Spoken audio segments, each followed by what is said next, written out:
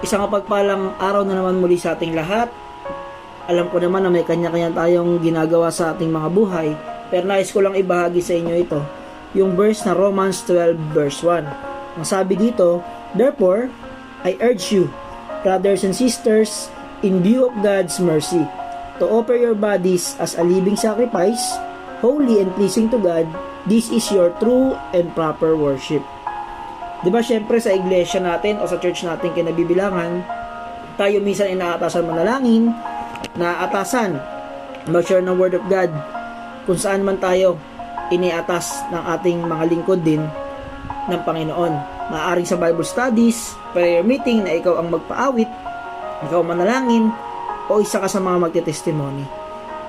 Syempre ako maraming beses ko rin yan naranasan, pero gusto kong ibahagi sa inyo yun to lang ito na patungkol din sa pagpapagamit ko sa Panginoon nung ako'y naatasan. Syempre kinakabahan, natakot, di mo alam gagawin sa una, pero itong to lang to ay nagawa ko simula nung naranasan ko yung mga bagay na yon.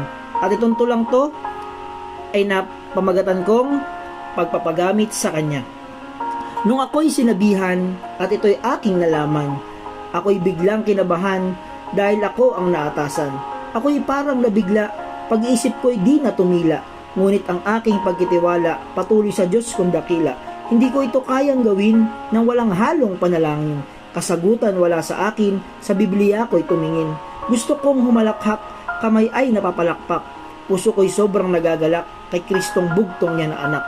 Di ba minsan naatasan din tayo sa ating mga trabaho, sa eskwelahan, o sa ating mga tahanan kung anong gustong ipagawa sa atin ng mga magulang natin. Minsan may mga inuutos sila na di natin alam ang gagawin. Kaya dapat itatanong tayo sa mga magulang natin. Siyempre bilang anak ng Panginoon, ganoon din, bilang anak ng Diyos, kung may pinapagawa man sa atin ang lingkod ng Panginoon o mismo ang Panginoon, tayo'y nananalangin upang tanungin natin sa Kanya kung ano ba dapat natin gawin. Tulad ng sinabi sa Romans 12:1, di ba na ang buhay natin ay handog bilang banal sa Panginoon. At ito'y ating dapat sinasacrifice para sa Panginoon. Kaya nais ko lang i-share sa inyo na pag magpapagamit kayo sa Panginoon, dapat lagi tayong lumalapit sa Panginoon, lagi tayong tumatawag sa Kanya, lagi tayong humihingi ng basbas at patnubay at gabay ng Panginoon.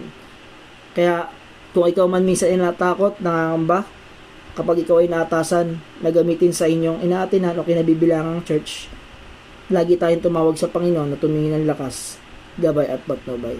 Maraming salamat sa iyo pakikinig. Pagpalain ka ng Panginoon, gamitin ka pa ng Diyos para ipahayag ang katotohanan, pag-ibig at kaligtasan.